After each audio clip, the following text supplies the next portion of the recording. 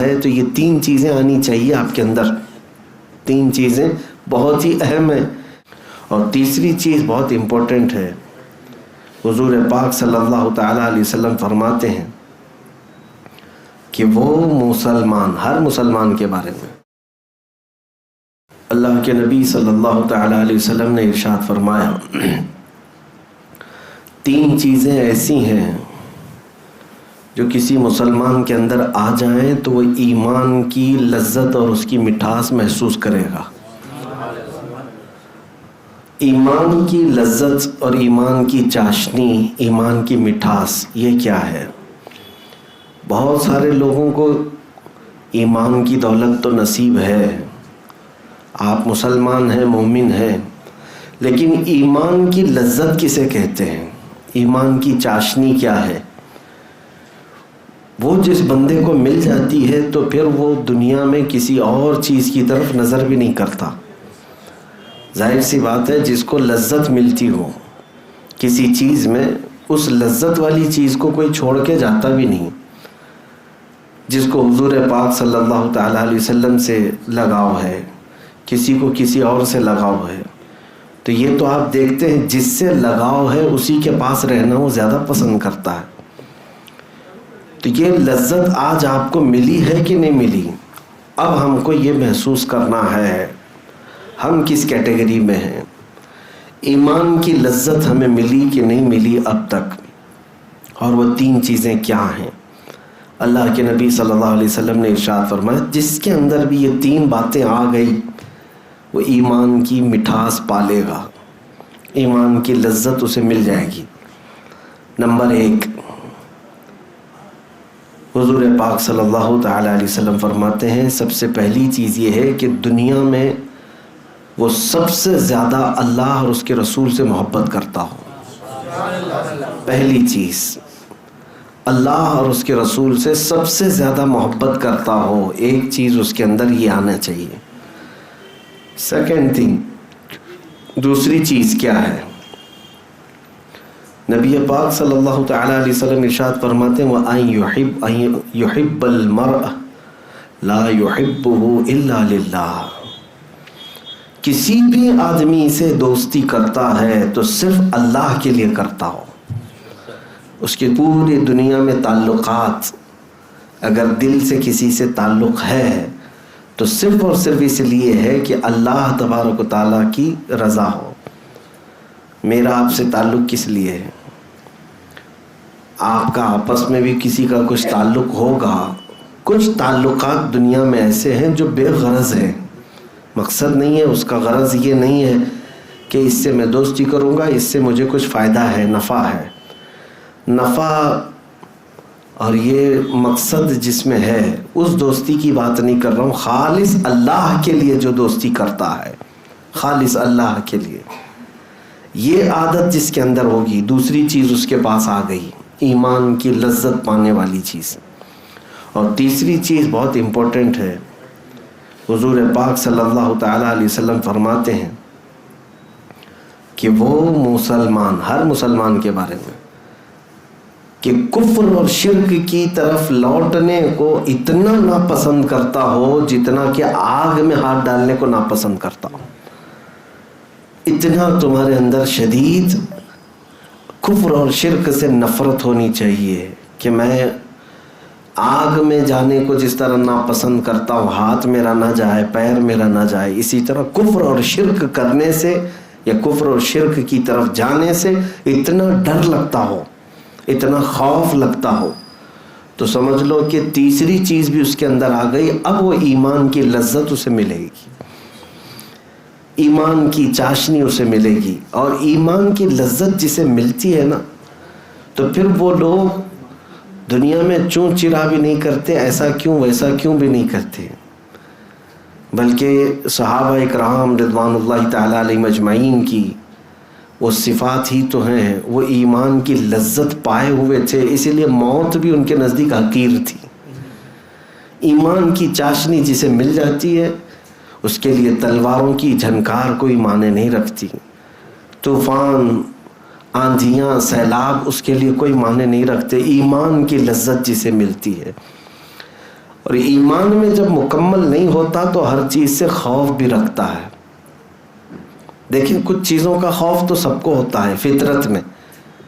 اچانک سانپ آ گیا آپ ڈر گئے, کتا آ گیا آپ ڈر گئے, چوہا آ گیا آپ ڈر گئے, چھپکلی گر گئی آپ ڈر گئے.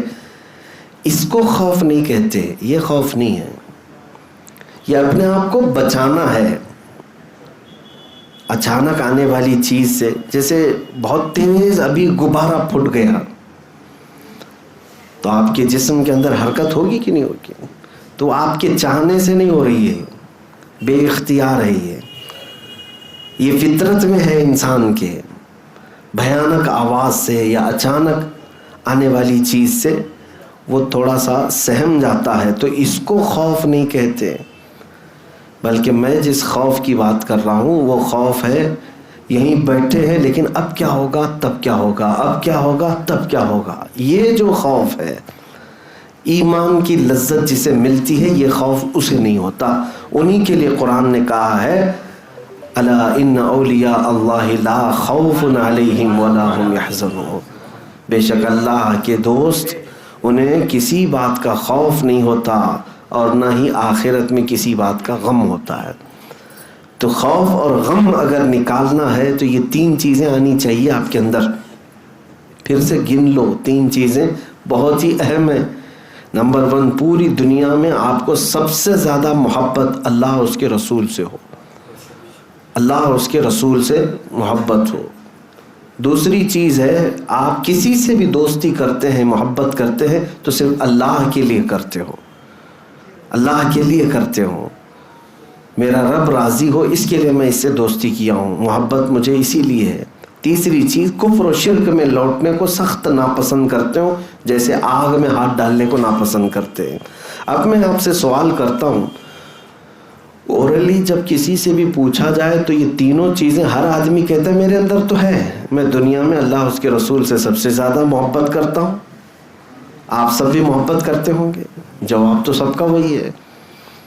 دوسری چیز آپ یہ بھی کہیں گے کہ میں جس سے بھی محبت کرتا ہوں اللہ ہی کے لیے محبت کرتا ہوں, یہ بھی آپ کے اندر ہے, یہ بھی آپ کہہ دیں گے بھی جواب میں. تیسری چیز بھی اگر میں پوچھوں کیا کفر و شرک کی طرف لوٹنا پسند کرتے ہو, آپ کہیں گے ہرگز نہیں, میں سخت ناپسند کرتا ہوں. تینوں چیزیں تو ہیں آپ کے اندر, پھر کیا ایمان کی لذت اور چاشنی ملی کہ نہیں ملی؟ شاید وہ درجے کو نہیں پہنچے, اس کی وجہ میں بتاتا ہوں.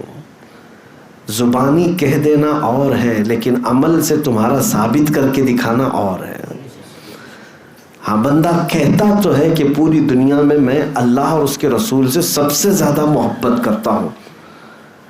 میرے عزیزو, جس سے سب سے زیادہ محبت ہوتی ہے اس کی ہر بات کو تسلیم کیا جاتا ہے. دنیا کے عشق کا حال یہ ہے, دنیا کے مجازی عشق کا حال یہ ہے, لیلا کے گھر کے اطراف بہت سارے لوگ آ کر جمع ہو گئے تھے, میں بھی مجنوں میں بھی مجنوں.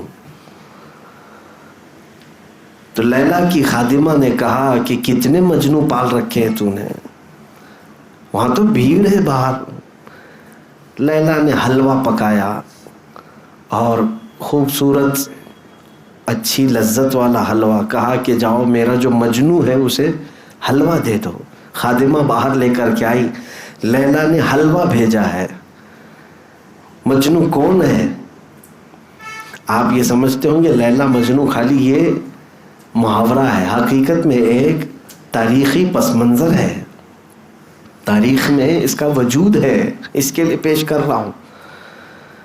لیلا کا نام سلمہ ہے, مجنوں کا نام قیس ہے.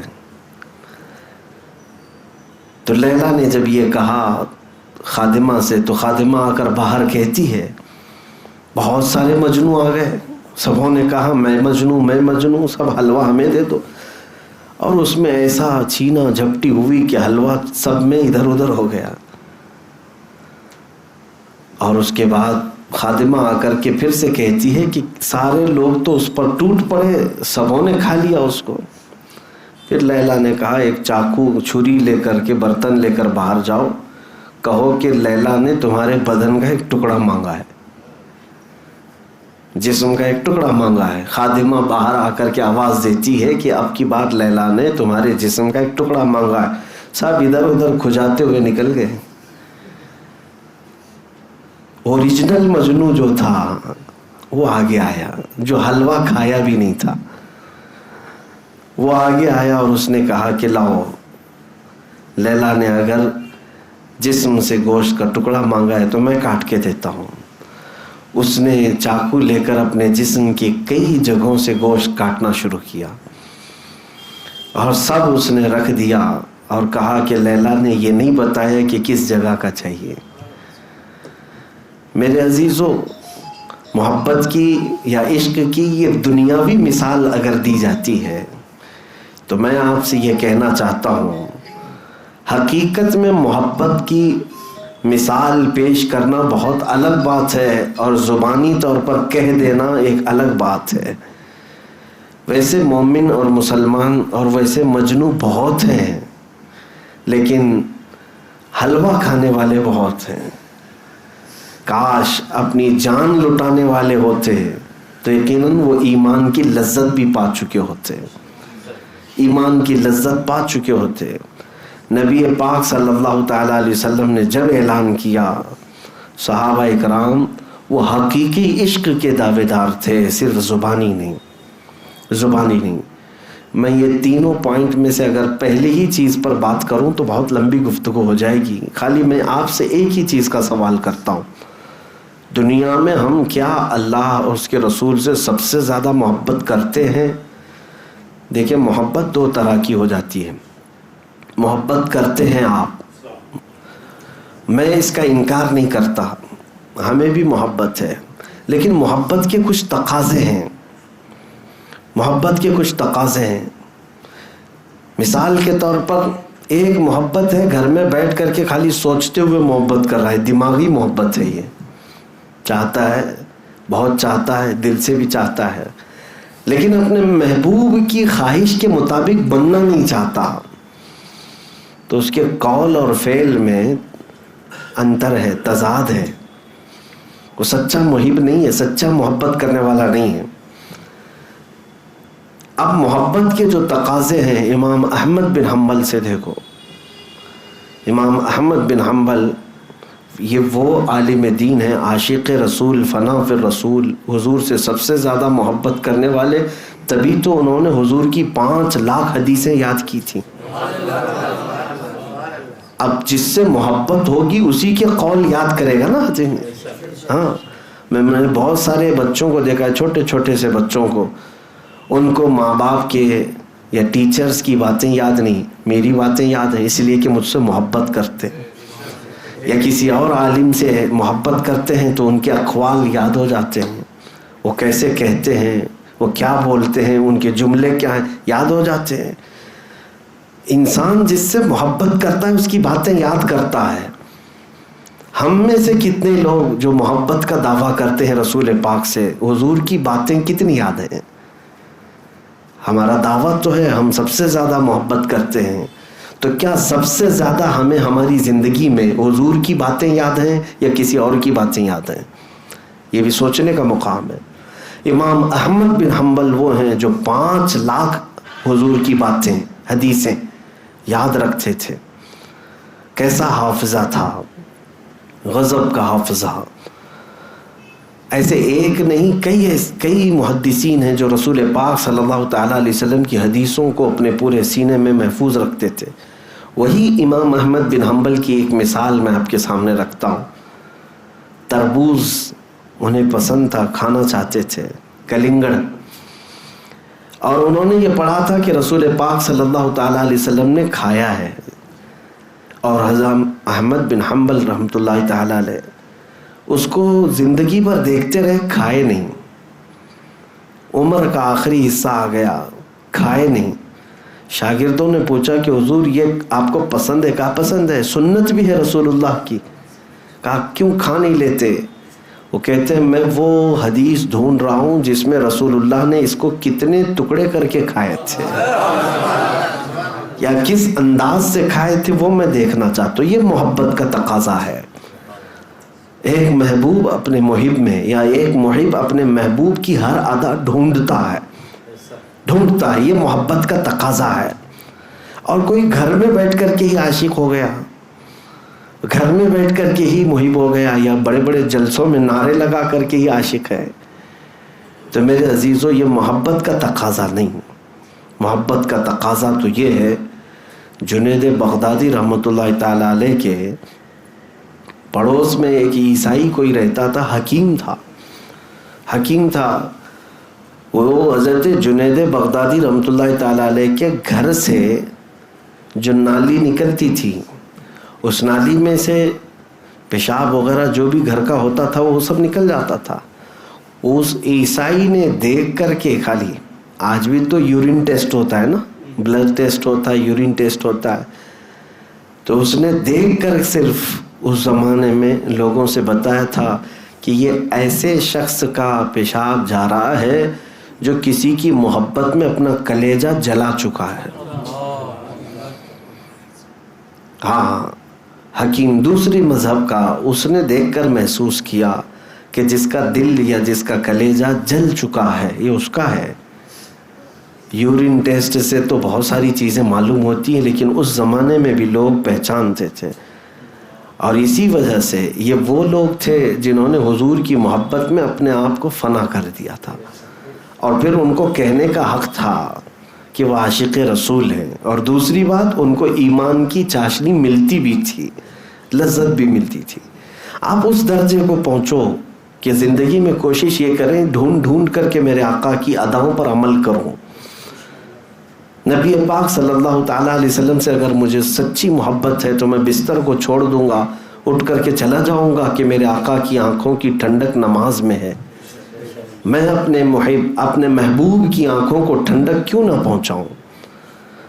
ارے میاں، جس سے مجازی محبت ہوتی ہے دنیا میں، کسی ایک 8 دن کی لیلا کو راضی کرنے کے لیے بیچارہ کیا کیا نہیں کرتا، اپنے کپڑے بدل لیا، بال بدل لیا، چہرہ بدل لیا، سب کچھ بدل لیا، لیلا راضی ہو جائے، محبوبہ راضی ہو جائے، اور اس کے لیے تو خون پسینے کی کمائی لا کر کے کیا کیا خرید کر کے لاتا ہے اس کو۔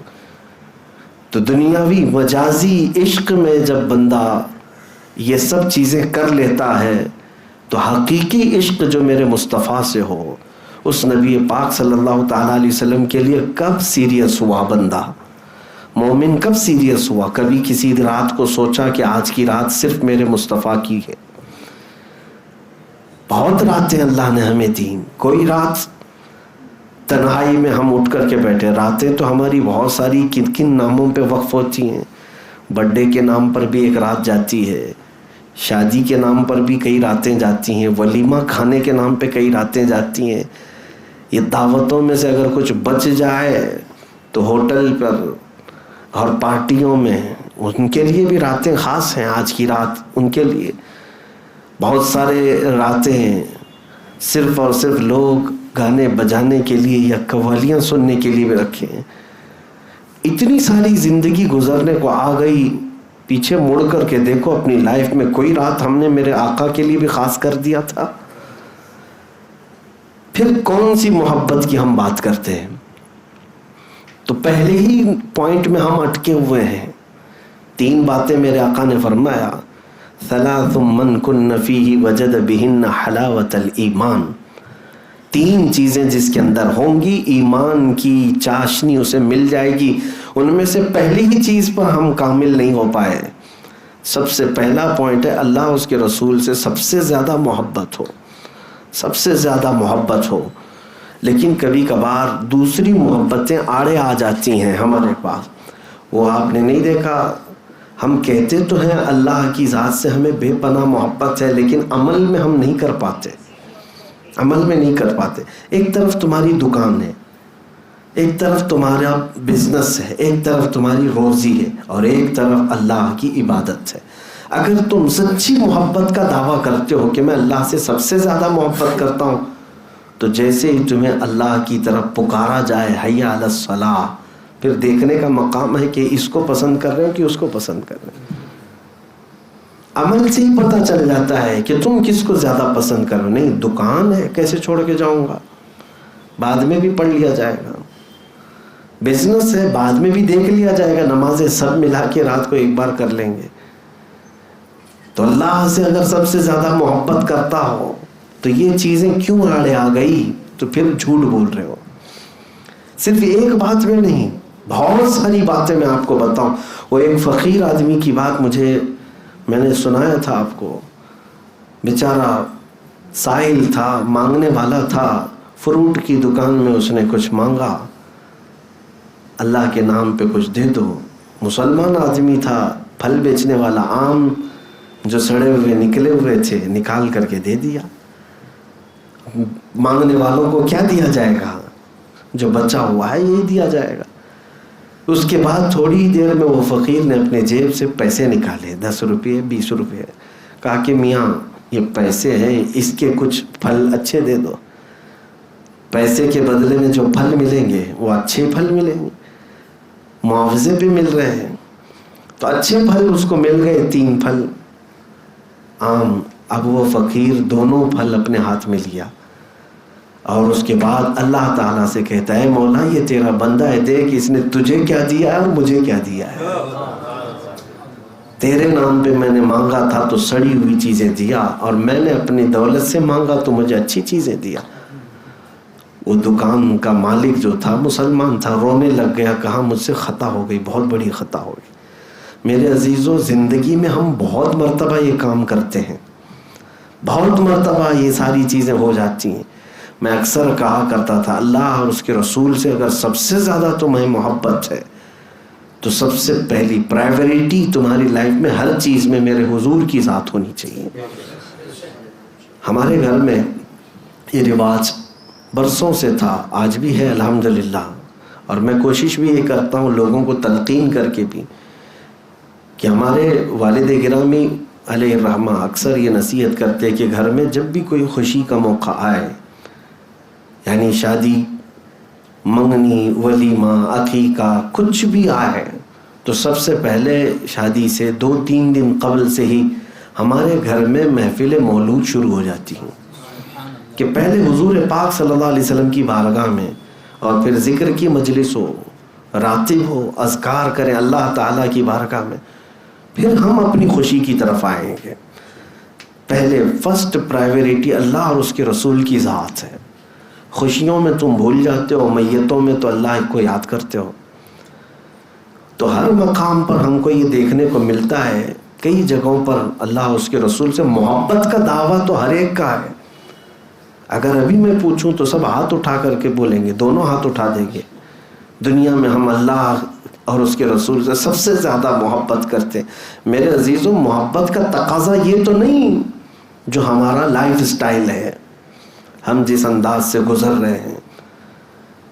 اللہ اور اس کے رسول صلی اللہ تعالیٰ علیہ وسلم سے سب سے زیادہ محبت کا مطلب یہ ہے کہ جو جو چیزیں اللہ اور اس کے رسول کو پسند ہیں وہ میری لائف میں سب سے اول مقام پر ہونا چاہیے۔ میری پسند بعد میں، حضور کی پسند پہلے۔ یہ چیز ہو تو پھر آپ اپنے دعوے میں سچے بھی ہیں۔ میں اکثر یہ کہا کرتا ہوں، حضرت ابو بکر شبلی رحمۃ اللہ تعالیٰ علیہ بہت پائے کے بزرگ ہیں، سلسلہ قادریہ کے مشہور بزرگ۔ آپ نے سلسلہ قادریہ کے شجرے میں پڑھا ہوگا، بحر شبلی شیر حق دنیا کے کتوں سے بچا۔ اس میں جو شبلی نام آیا ہے یہ حضرت ابو بکر شبلی، یہ حضرت جنید بغدادی رحمۃ اللہ علیہ کے مرید ہیں، خلیفہ، اور غوث پاک رضی اللہ تعالیٰ عنہ کے تیسرے پشت پر مرشد ہیں، دادا مرشد ہیں۔ آپ یہ کہا کرتے تھے کہ میری زندگی میں سب سے سخت سوال یہی ہے کہ اگر کسی نے مجھ سے پوچھ لیا کیا آپ کو اللہ کے رسول سے محبت ہے، یہ سوال میرے لیے سب سے سخت ہے۔ آپ کے لیے سخت ہے؟ اگر کوئی کہے کہ حضور سے محبت کرتے ہو کہ نہیں کرتے ہو، بغیر سوچے سمجھے آپ کہیں گے کیوں نہیں کرتے۔ حضرت ابو بکر شبلی سے پوچھا گیا آپ کے لیے سوال سخت کیوں ہے؟ وہ کہتے ہیں اگر اس کے جواب میں نے نہ کہہ دیا تو ایمان چلا گیا۔ اگر سوال کسی نے کیا اللہ کے رسول سے محبت ہے، آپ نے جواب میں نہ کہہ دیا تو ایمان ہی چلا گیا۔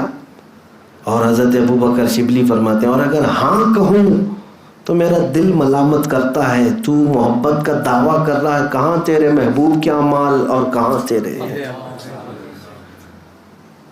تو کہتے ہیں اس بیچ میں کشمکش میں رہ جاتا ہوں، جواب دوں تو کس بات کا جواب دوں، نہ بھی نہیں کہہ سکتا، اور ہاں کہوں تو جھوٹا نہ پڑ جاؤں۔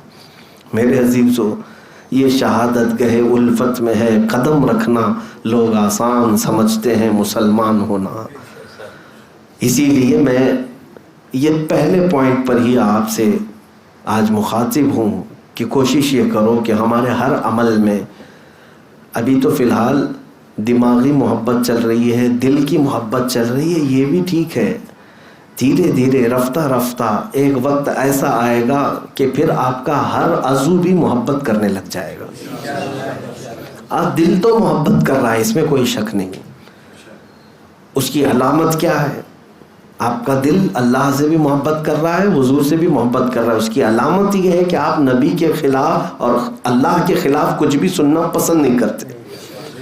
حقیقت ہے یا نہیں؟ دل محبت کر رہا ہے، اس لیے تو آپ مخالفت نہیں پسند کرتے، محبوب کے خلاف کوئی ادا، کوئی جملہ بھی پسند نہیں آتا۔ تو یہ محبت تو آج ہے، دل کی محبت ہے، دماغ کی، ذہن سے محبت ہے، لیکن اب رفتہ رفتہ جو جسم کے ہر عضو کے اندر محبت آنی چاہیے اس کی کمی ہے۔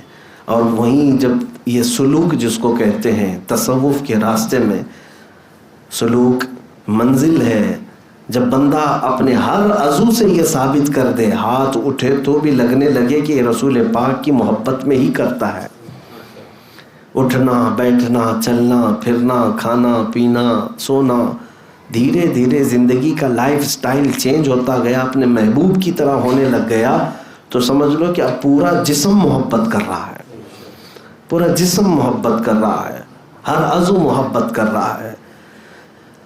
اللہ رب العزت سے جب محبت کرنے والوں کا حال یہ ہے کہ ان کے ٹکڑے بھی کر دیے جائیں تو ہر ٹکڑے سے اللہ کی آواز آتی ہے، اللہ اللہ کی صدا آتی ہے۔ منصور حلاج کے متعلق ہم نے سنا ہے، ان کو پھانسی دے دی گئی تھی، لیکن اس کے باوجود ان کے کٹے ہوئے جسم کے ہر ٹکڑے سے آواز آتی تھی اللہ تبارک و تعالیٰ کی بزرگی بیان کرنے کی۔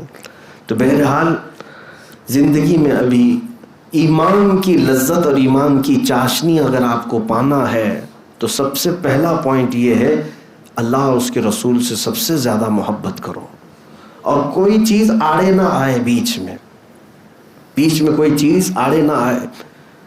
وہ بدر کے صحابہ جو شہید ہو گئے، 2 چھوٹے بچے معاذ اور معوذ رضی اللہ تعالیٰ عنہ، پتہ ہے ایک بچے کا اس میں ہاتھ کٹ گیا تھا اور بغل کی چمڑی سے لٹک رہا تھا، اس بچے نے اپنے ہاتھ کو پیر کے نیچے رکھ کر کھینچ کے نکال دیا تھا، کس لیے کہ وہ بائیں ہاتھ میں تلوار لے کر کے لڑ رہا ہے اور یہ ہاتھ لٹک لٹک کر سامنے آتا تھا، تو اس نے یہ ہاتھ کھینچ کر کے نکال دیا اور یہ کہا میرے اور میرے رب کی رضا کے بیچ میں جو بھی چیز آئے میں نکال دوں گا۔ جو خلل اندازی پیدا کر رہا ہے، اپنے جسم کے پارٹ کو جو الگ کر دے، یہ وہ لوگ ہیں جو سچی محبت کے دعوے دار ہیں اور انہیں ایمان کی لذت ملی ہے۔ ہم تو کتنی چیزوں کو اپنے آس پاس بسا کر کے رکھے، ہم خواہشات کے پیچھے چل پڑے، خواہشات کے پیچھے، اور خواہشات کا نام ایمان نہیں ہے۔ بہت ساری چیزیں ہمیں قربان کرنی ہوگی، دنیا ہمیشہ کی نہیں، آپ سب کو پتہ ہے، سب کو پتہ ہے، اگر تم اپنے خواہشات کے پیچھے چلو گے، چند گناہوں کی لذت کے بعد واپس تو مر کر کے اللہ کی بارگاہ میں پہنچنا ہی ہے۔ تو کیوں ہم یہ فانی دنیا کی لذت حاصل کرنے کے لیے ہمیشہ کی جنت کو قربان کر رہے ہیں؟ جہاں ہمیشہ ہمیشہ رہنا ہے اس زندگی کو آپ مد نظر رکھیں۔ تھوڑی تکلیفیں ہوں گی دنیا میں، ہو سکتا ہے تم جو چاہ رہے ہو آج اس کو قتل کر دیا، تم نے اس خواہش کو مار دیا، تھوڑے دن تک بے قراری رہے گی، بے چینی رہے گی، ارے ساری دنیا کر رہی ہے میں کیوں نہ کروں، نشہ وہ بھی کر رہا ہے، ہاں نشہ، تاش کے پتے، جوا، یہ سب تو حرام کاریوں سے وہ بھی تو آگے بڑھ رہا ہے، میں کیوں نہ کروں۔ اسلام نے سود سے روک دیا ہے، فلاں تو سود اور بڈی میں تو کروڑ پتی بن گیا، میں بھی تھوڑا حاصل کر لیتا کیا ہو جاتا۔ یہ خواہشات تو دوسروں کو دیکھ دیکھ کر بار بار آتی رہیں گی، بار بار ہوتی رہیں گی، اور ہر خواہش کو جب جب تم مار دو گے اللہ کے لیے، پھر یہی وہ منزل ہے جب تمہیں ایمان کی لذت مل جائے گی۔ کسی دن بہک گئے، اللہ کو چھوڑ دیا اور اپنی خواہش کے پیچھے چل پڑے لوگ۔ یہ اب نوجوانوں کے لیے بڑا چیلنج ہوتا ہے، بہت چیلنج۔ گناہ ہر گھڑی دعوت دیتے رہتے ہیں، اپنی طرف بلاتے رہتے ہیں، ہر قدم پر تمہیں استقبال کر کے بلاتے ہیں گناہ دنیا میں، اور تمہیں اس کی لذتیں بھی بتاتے ہیں۔ لیکن تمہیں ابھی ایمان کی لذت اگر مل جائے ایک بار تو یہ سارے گناہوں کی لذت ہیچ ہے، کچھ بھی نہیں ہے۔ میں آپ کو بتاؤں، دنیا میں اگر سب سے بڑا مالدار جو ساری خوشیاں حاصل کر چکا ہوگا، کوئی چیز باقی نہ رہے آج کے دور میں، جس کو کہیں آپ کہ اس کو بادشاہت مل گئی اور سونے کا مکان بنا لیا، سونے کی کرسی میں رہ لیا، سب کچھ اسے مل گیا، اتنے عیش سے دنیا میں رہا، تو یہ کتنے برابر ہو جائے گا پتہ ہے آپ کو؟ قیامت کے دن ایک بندہ جنت میں سے صرف اس کو ہوا سونگھا کر کے لایا جائے گا، صرف وہاں کی خوشبو اور ہوا میں گزار کر کے لایا جائے گا، اور پھر بتایا جائے گا کہ یہ جو بندہ ابھی لذت حاصل کیا ہے، یہ دنیا میں اس نے جو لذتیں پوری حاصل کر کے آیا تھا، یہ اس کے مقام تک بھی نہیں پہنچ پائے گا۔ اب سمجھ جاؤ آپ کی جنت کی لذت کیا ہے۔ صرف خوشبو سونگھ کر کے آنے والا اور ہوا میں اڑ کر کے آنے والا، وہ دنیا کے بڑے سے بڑے ارب پتی کھرب پتی سے بھی بڑھ کر کے لذت حاصل کر چکا ہوگا، تو پھر دنیا کی لذت کوئی معنی ہی نہیں رکھتی۔ کتنا حاصل کرو گے، کتنا دوڑو گے، کتنا بھاگو گے۔ ہاں، ہر کوئی یہاں پر ریچسٹ نہیں بن سکتا، ہر کوئی بادشاہ نہیں بن سکتا، یہ سب کو پتہ ہے، لیکن دوڑتے دوڑتے تھک کر کے کہیں مر جاتے ہیں، دوڑتے رہتے ہیں، اور اس دوڑ میں وہ اللہ اس کے رسول کو کب کے پیچھے چھوڑ چکے ہوتے ہیں۔ لیکن ہم نے دیکھا ہے جو اللہ اس کے رسول کی طرف دوڑتے ہیں وہ کبھی تھکتے بھی نہیں، وہ بڑھتے چلے جاتے ہیں، اور اگر اس راستے میں ان کا انتقال بھی ہو جاتا ہے تو ہمیشہ کے لیے ان کا نام زندہ رکھ دیا جاتا ہے۔ آپ کو پتہ ہے دنیا کا ایک بادشاہ جس کو سکندر کہا گیا، سکندر اعظم، اور دارا نام سنا ہوگا آپ نے، شیخ سعدی رحمۃ اللہ علیہ نے دارا سکندر کا نام اپنی حکایتوں میں نقل فرمایا۔ پون دنیا پر اس نے حکومت کر لی تھی، تقریباً پونی دنیا حاصل کر لیا تھا، ہر جگہ وہ ہر ملک قبضہ کیا، ہر خزانہ اس کے پاس، پونی دنیا۔ لیکن موت آئی، موت سے پہلے اس نے وصیت یہ کیا تھا کہ مجھے دفن کرنا تو میرے دونوں ہاتھ قبر کے باہر ہی رکھنا، ہاتھوں کو دفن نہیں کرنا۔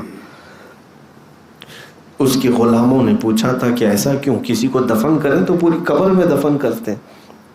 کہا تاکہ دنیا والے میری قبر کو دیکھ دیکھ کر کے عبرت حاصل کریں، جس کے پاس پون دنیا تھی قبر میں دونوں خالی ہاتھ لے کر سویا ہے، اس کے پاس کچھ بھی نہیں ہے۔ اور یہی سب کے ساتھ ہے ہمارے، اسی لیے آخرت کا جو ذریعہ ہے ہمارا وہ اللہ اس کے رسول کے پاس ہے۔ اور قرآن میں اللہ تعالیٰ فرماتا ہے ما عندکم ینفد وما عند اللہ باق، جو تمہارے پاس ہے خرچہ ہو جائے گا، جو اللہ کے پاس ہے وہ ہمیشہ باقی رہے گا۔ کب تک باقی رکھو گے تمہارے پاس؟ جو بھی چیز تمہارے پاس ہے سب خرچہ ہو رہی ہے۔ آپ کیا سمجھ رہے ہیں؟ بینکوں میں لاکرز میں جو چیز لگا کر کے آپ رکھیں خرچہ نہیں ہوتی، ٹھیک ہے سیونگ میں رکھ لو، لیکن کیا کیا خرچہ ہو رہا ہے آپ کو پتہ ہے؟ ہر چیز خرچہ ہو رہی ہے۔ آپ کے گھر کا پانی، آپ کے گھر کا دانا، آپ کے گھر کا کھانا، اس کے علاوہ آپ کے کپڑے۔ ہاں، آپ 50 سال تک تو کپڑے نہیں پہنتے، جو ہے آپ کے پاس وہ جانے والے ہیں۔ اور سب سے بڑھ کر کے یہ ہے کہ آپ کا جو سب سے زیادہ خرچہ ہو رہا ہے، پیسے بھی جمع کر کے رکھ لیے، پراپرٹی بھی کسی کو نہیں بیچ رہے، سب جمع کر کے رکھ رہے ہیں، لیکن قرآن کے مطابق ایک چیز خرچہ ہو رہی ہے، وہ ہے تمہارے زندگی کے دن. وہ تو خرچہ ہو کے رہیں گے، اس کو کیسے روکو گے؟ آج 25 سال کے ہو، چند دنوں کے بعد پھر ملو گے، کہو گے ہم 26 کے ہو گئے، 1 سال تو خرچہ ہو گئے ہمارے. اس خرچے کو تم روک نہیں سکو گے. ما عندکم ینفد وما عند اللہ باق. اللہ فرماتا جو تمہارے پاس ہے یہ سب خرچہ ہو جائے گا، اور جو اللہ کے پاس ہے وہ ہمیشہ باقی رہے گا. اس کے لیے زندگی میں اللہ اور اس کے رسول سے سب سے زیادہ محبت کرو، اور وہیں بھیجنے کے لیے کچھ تیاریاں آج ہی کر لو، آج ہی بھیج دو وہاں پر کچھ چیزیں جو باقی رہیں گی، اور تاکہ ہم قبر میں جائیں اور حشر میں جائیں تو سکون سے رہ سکیں. ویسے مجھے بتاؤ اس دنیا نے کیا سکون دیا، کیا سکون دیا؟ میں کبھی کبھار سوچتا ہوں، ایک بندہ، میں نے تفسیر میں اس سے قبل بار کہا تھا، ایک بندہ دنیا میں دوڑتا رہا مال کے لیے، اولاد کے لیے، بیوی بچوں کے لیے، سکون تو تھا نہیں. صبح اٹھتا تھا، بھاگتا تھا، شام ہوتی تھی آتا تھا، تھک ہار کر کے سوتا تھا، اور پھر کبھی بزنس میں دھوکہ، کبھی اس میں خسارہ، کبھی نقصان، یہ سب چیزیں تو جھیلتا رہا. کبھی کسی کا قرض، اور کبھی کسی کا تانا، کبھی کسی کی گالی، کبھی کسی سے مار پیٹ. یہ سب تو لائف میں چل ہی رہا ہے، سب کے چل رہا ہے. عورتیں الگ پریشان، مرد الگ پریشان. تو کوئی ایک بندہ ایسا کہ سوچتا رہا کہ چلو یہ سارے جھمیلے سے نکل کر کے مر جائیں گے، سکون سے سوئیں گے، سکون رہے گا. مر کر کے گیا تو قبر میں ابھی رکھ کر کے گئے ہی تھے کہ فرشتے آ گئے، منکر نکیر پوچھنے لگے، چلو بتاؤ دنیا میں کتنی نمازیں چھوڑے تھے، کتنے پڑھے تھے. سوالات جوابات ہونے لگ گئے، عذاب قبر ہونے لگ گیا. اس کو تو وہاں پر نیز بھالوں سے مار رہے ہیں فرشتے، اتنا تیز کہ ایک بار فرشتہ اس کو مارتا ہے تو وہ 2 میل اندر جاتا ہے. قبر دباتی الگ ہے، کئی طرح کے عذابات اس پر مسلط رہتے ہیں. وہ تھک جاتا ہے بندہ، دنیا کے جھمیلوں سے چھٹکارا حاصل کر آرام سے سونے آیا تھا، لیکن یہاں پر بھی تو پریشانی ہے. اور ہر پل یہ تمنا کرتا ہے کاش جلدی قیامت آ جائے، جلدی قیامت آئے. پھر سور پھونکا گیا، اچانک اس کو اعلان ہو گیا قبر میں کہ چلو چلو حساب کا دن آ گیا. اٹھ گیا، چلو یہ قبر والے چکر سے تو آزادی مل گئی. جیسے ہی میدان قیامت میں پہنچا، پتہ چلا کہ یہاں ہر چیز کا بھی حساب دینا ہے، اور یہ دن بھی 50,000 سال کے برابر کا ہے. یہاں تو سورج کو قریب کر دیا گیا، بھیجے پک پک کر کے کانوں سے ابل رہے ہیں، پسینوں میں لوگ تربتر ہے. محشر کا میدان اور بھی سخت، اور لوگ اپنے اپنے اعمال نامے لے کر کھڑے ہیں. اعمال نامہ 4 پنوں کی ایک کتاب کا نام نہیں، 4 پیج نہیں ہے. قرآن پاک کی تفسیر اگر پڑھیں گے تو ہر ایک کا نام ہے اعمال جو فرشتے لا رہے ہوں گے. اتنی کتابیں ہوں گی، جہاں تک نظر جائے گی تمہاری کتابیں ہوں گی. اتنا لکھ چکے ہوں گے وہ لوگ، فرشتے اتنا لکھ چکے ہوں گے. اور پھر کہا جائے گا سب پڑھ کر کے سنا. ہر بندہ چیخ مارے گا، پکارے گا، ما لہذا الکتاب لا یغادر صغیرۃ ولا کبیرہ الا احصاها. یہ کتاب کیسی ہے مولا، کوئی چھوٹی چیز بھی چھوڑا نہیں، بڑی چیز بھی چھوڑا نہیں، سب لکھ دیا. نام اعمال، پھر وزن کرنے کا معاملہ، پھر پل صراط سے گزرنے کا معاملہ بڑا کٹھن تھا. سوچتا رہا.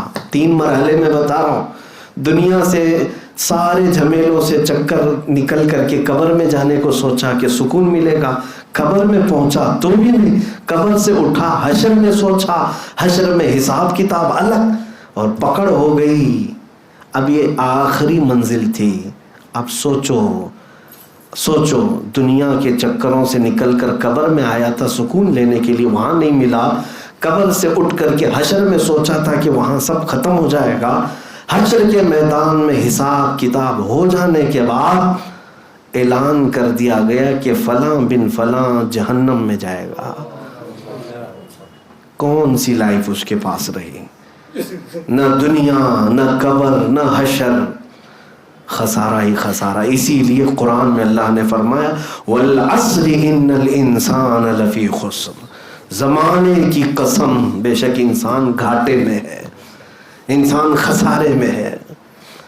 اور یہ باتیں وہ ہو گئی کہ اگر کسی کے نام کا اعلان ہو گیا قیامت میں کہ تیرا حساب ہو گیا، اب تو دوزخ میں چلا جا، جہنم میں جا، فرشتے بالوں سمیت پکڑ کر لے جائیں گے۔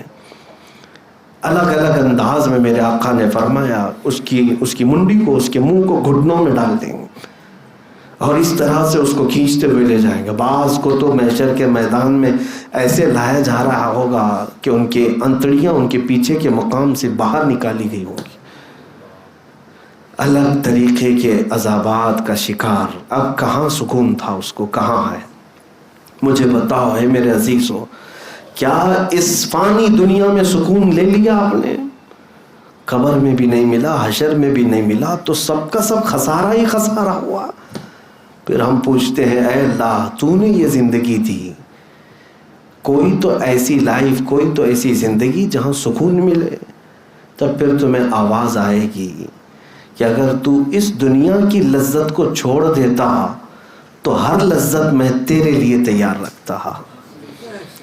ہاں، لیکن تو نے ان لذتوں کے لیے ہمیشہ کی زندگی کو قربان کر دیا۔ آج میں اسی بات پر آتا ہوں، کاش اللہ اور اس کے رسول سے سچی محبت کرو، تو پھر وہ وقت آپ دیکھو گے کہ یہاں سے جاؤ گے، قبر میں جانے سے پہلے تمہارے استقبال کی تیاریاں ہو رہی ہوں گی۔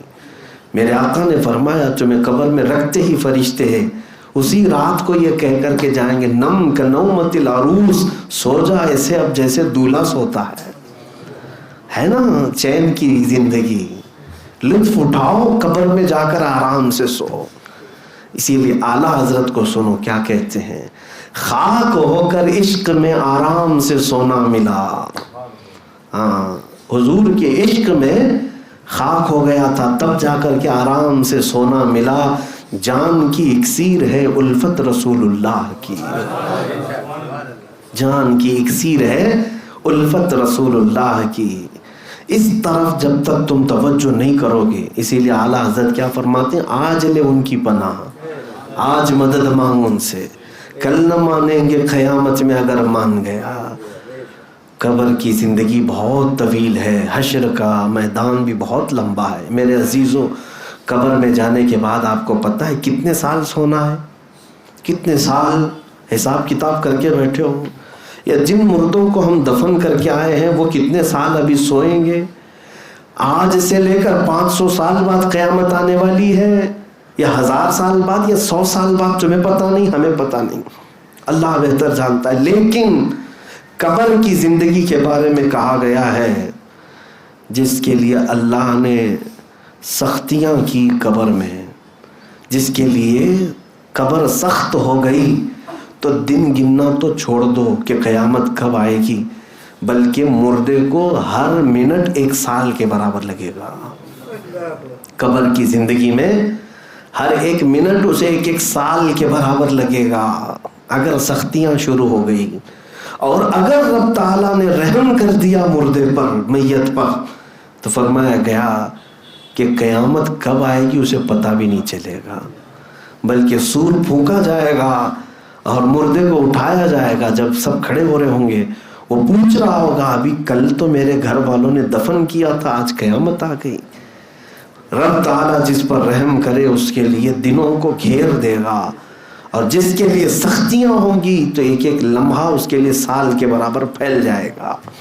اسی لیے ڈرو، اور محبت کرنے والی، محبت کے لائق اور مستحق ذات وہی ہے جو کبھی فنا نہیں، اللہ رب العزت کی ذات، جس نے ہمیں پیدا کیا، جو ہمیں پال رہا ہے، جو ہمیں مفت سانسیں دے رہا ہے۔ کیا وہ ذات محبت کی مستحق نہیں؟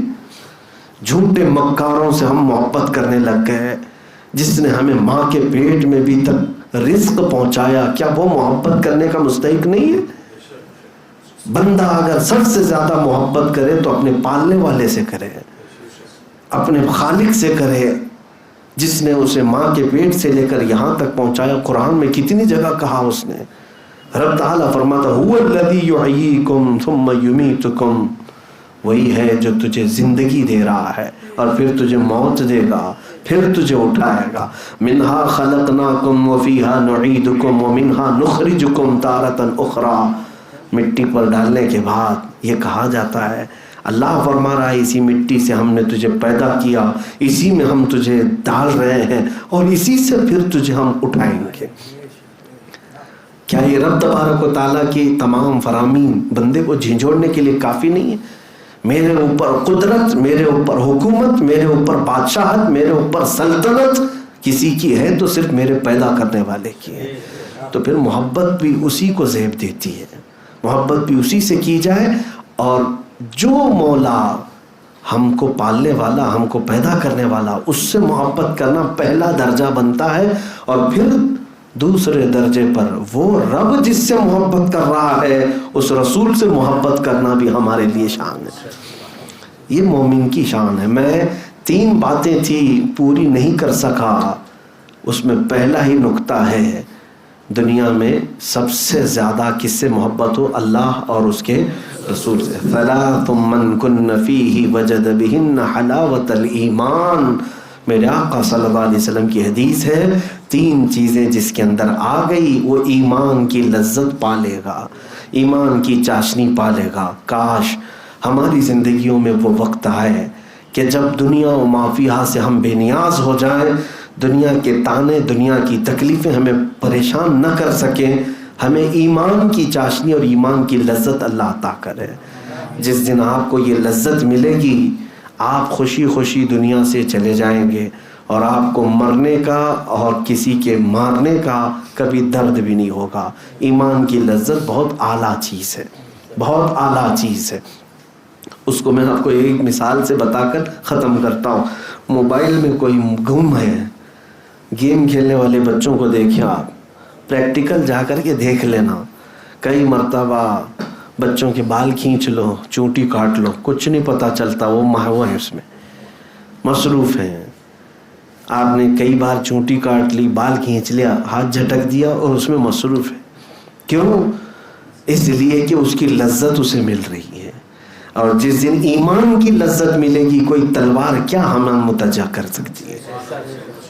کوئی کچھ بھی نہیں. ایمانی لذت جسے ملے گی، پھر وہ مرنے کے وقت بھی یہ کہے گا جس چیز کے لیے میں نے زندگی گزاری ہے وہ چیز مجھے نظر آ گئی، فزت برب الکعبہ.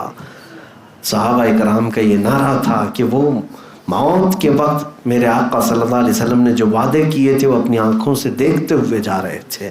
اللہ کریم ہم سب کو ایمان کی لذت عطا فرمائے، ایمان کی چاشنی عطا فرمائے. کریم خدا دنیا میں ہمیں سب سے زیادہ تجھ سے اور تیرے حبیب سے محبت کی توفیق عطا فرمائے. ہمارے دلوں کو دنیاوی آلائشوں سے پاک کر دے، دنیاوی گندی محبتوں سے پاک کر دے. اے رب العالمین، تیرا دیا ہوا یہ دل ہے مولا، یہ دھڑکے تو تیرے لیے اور تیرے حبیب کے لیے. مولا ہم سب نکموں کو کام والا بنا دے. وصلی اللہ تعالی علی خیر خلقہ محمد وآلہ واصحابہ اجمعین، وآخر دعوانا الحمد للہ رب